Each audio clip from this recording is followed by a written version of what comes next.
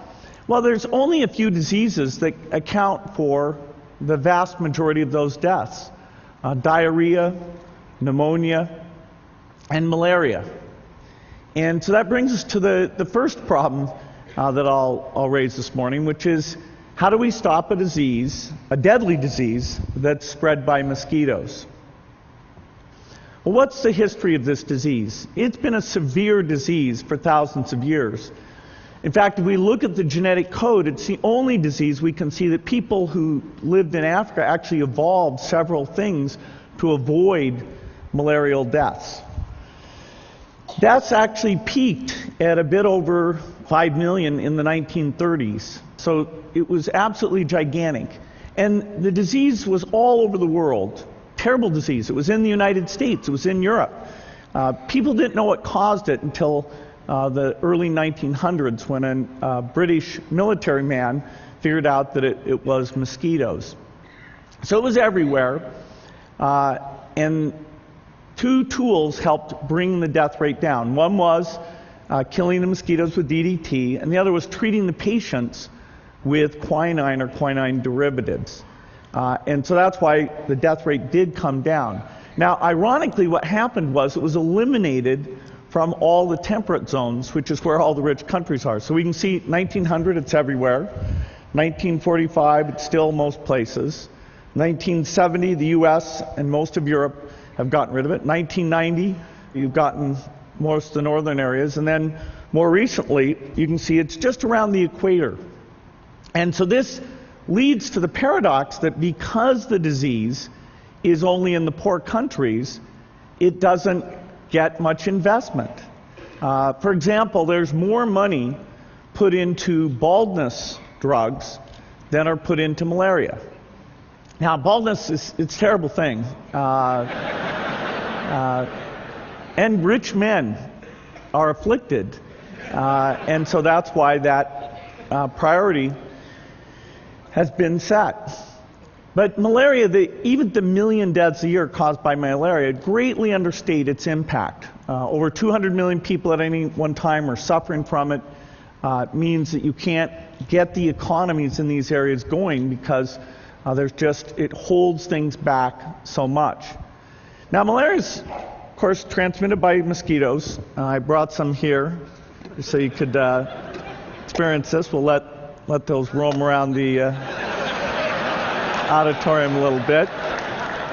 There. There's no reason only poor people should have the experience.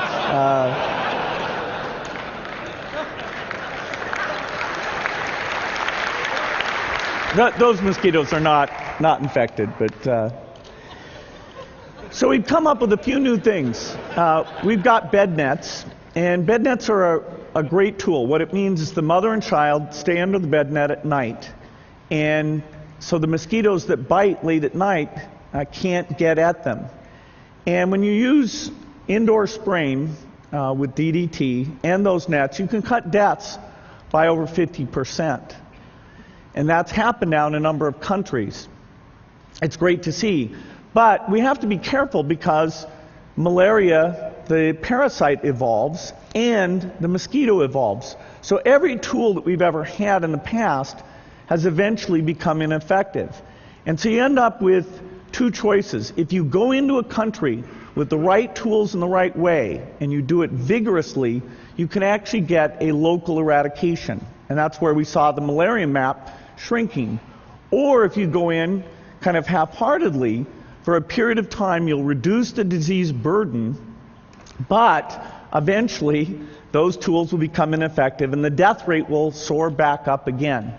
And the world has gone through this, where it paid attention and then didn't pay attention. Now we're on the upswing. BedNet funding is up. There's new drug discovery going on.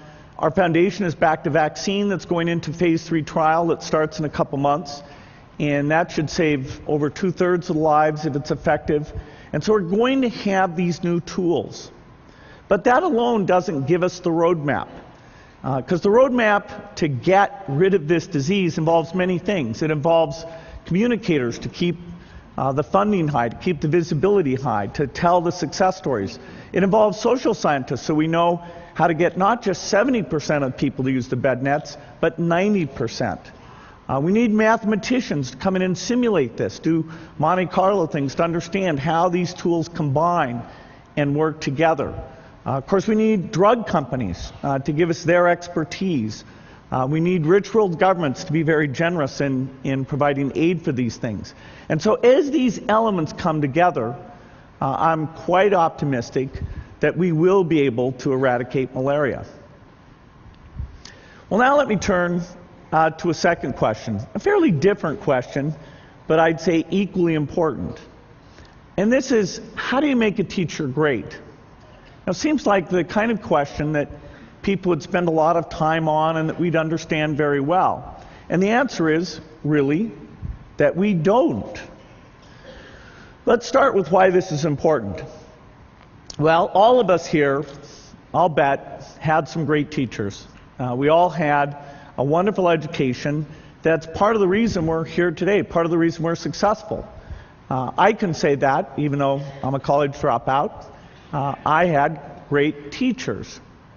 And in fact, in the United States, the teaching system has worked fairly well. There are fairly effective teachers in a narrow set of places. So the top 20% of students have gotten a good education. And those top 20% have been the best in the world if you measure them against the other top 20%.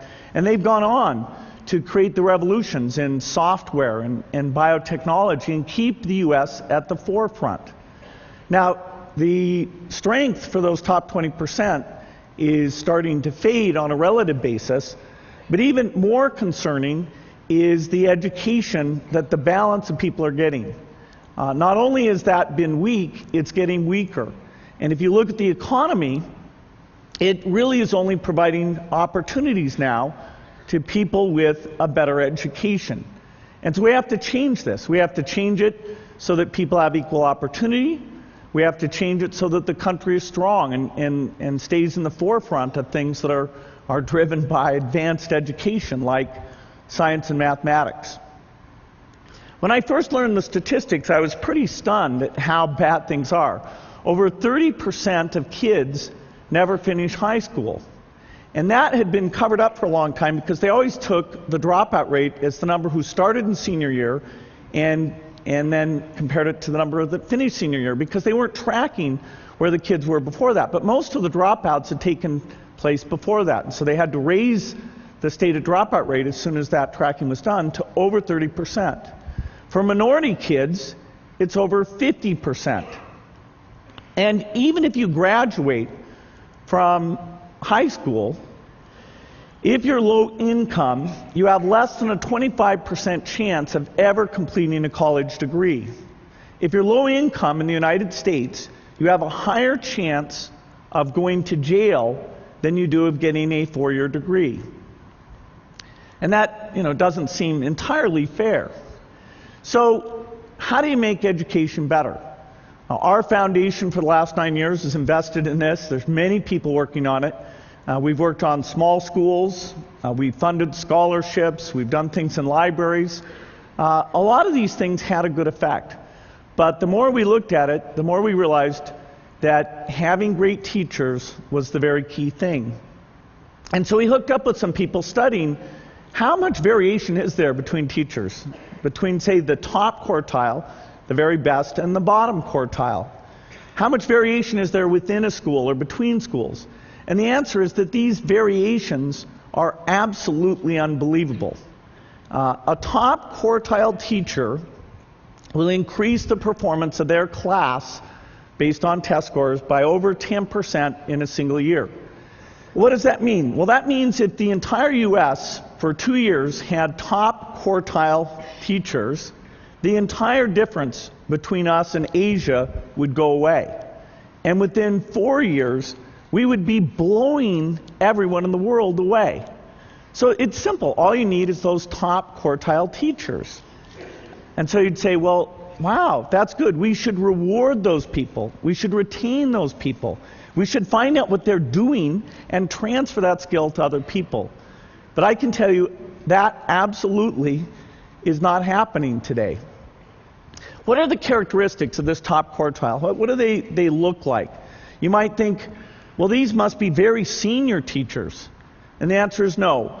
Once somebody is taught for 3 years, their teaching quality does not change thereafter.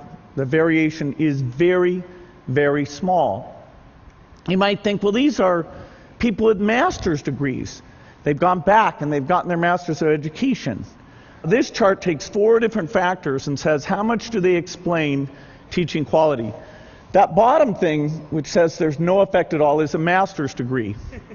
Now, the way the pay system works is there's 2 things that are rewarded. One is seniority, because your pay goes up and you vest into your pension. And the second is giving extra money to people who get their master's degree. But it in no way is associated with being a better teacher. Teach for America, slight effect. For math teachers, majoring in math is a measurable effect. But overwhelmingly, it's your past performance. There are some people who are very good at this. And we've done almost nothing to study what that is and to draw it in, to replicate it, to raise the average capability, or to encourage the people with it to stay in the system. You might say, well, do the good teachers stay and the bad teachers leave? The answer is, on average, the slightly better teachers leave the system, and it's a system with very high turnover. Now, there are a few places, very few, where great teachers are being made.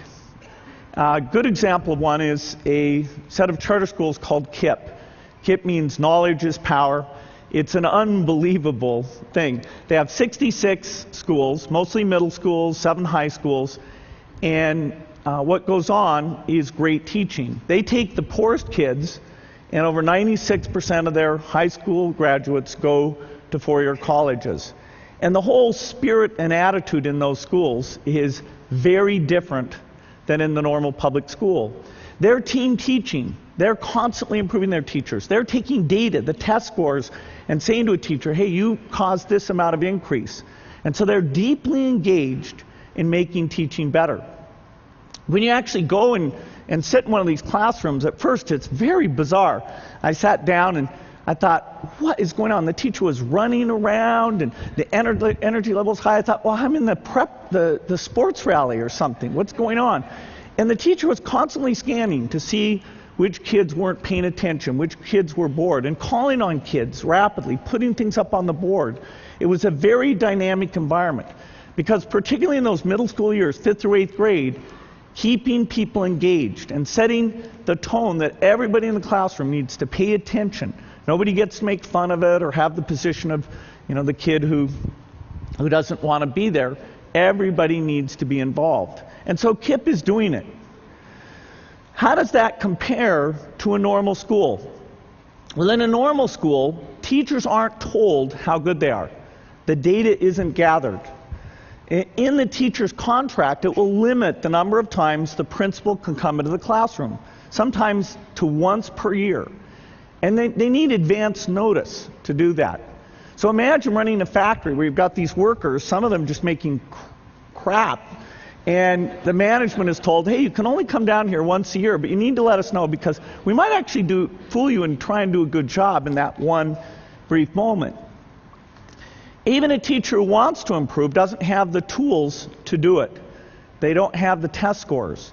And there's a whole thing of trying to block the data. For example, New York passed a law that said that the teacher improvement data could not be made available and used in the tenure decision for the teachers. And so that's sort of working in the opposite direction. But I'm optimistic about this. I think there's some clear things we can do. First of all, there's a lot more testing going on, and that's given us the picture of where we are. And that allows us to understand who's doing it well and call them out and find out what those techniques are. Of course, digital video is cheap now. Putting a few cameras in the classroom and saying that things are being recorded on an ongoing basis is very practical in all public schools. And so every few weeks, teachers could sit down and say, okay, here's a little clip of something I thought I did well. Here's a little clip of something I think I did poorly. Advise me when this kid acted up. How should I have dealt with that? And they can all sit and work together on those problems. You can take the very best teachers and kind of annotate it, have it so everyone sees who is the very best teaching this stuff. You can take those great courses and make them available so that a kid could go out and watch the physics course, learn from that. If you have a kid who's behind, you would know you could assign them that video to watch and review the concept. And in fact, these free courses could not only be available just on the internet, but you could make it so that DVDs were always available, and so anybody who has access to a DVD player can have the very best teachers. And so by thinking of this as a personnel system, we can do it much better. There's a book actually about KIPP, the place that this is going on, that Jay Matthews, a Newsweek reporter, wrote called Work Hard, Be Nice. And I thought it was so fantastic, gave you a sense of what a good teacher does. I'm going to send everyone here a free copy of this book.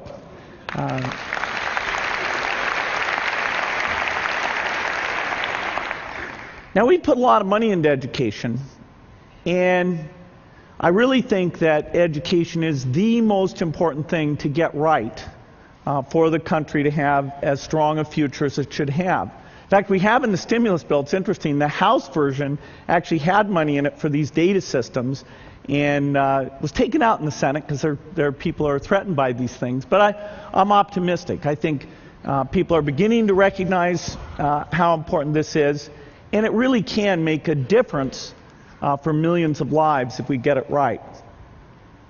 Well, I only had time to frame those two problems. There's a lot more problems like that. AIDS, pneumonia. I can just see you're getting excited just at the very name of these things. And the skill sets required to tackle these things are very broad. You know, the system doesn't naturally make it happen. Governments don't naturally pick these things in the right way. The private sector doesn't naturally put its resources into these things. So it's going to take brilliant people like you to study these things, get other people involved, and you're helping to come up with solutions. And with that, I think there's some great things that will come out of it. Thank you.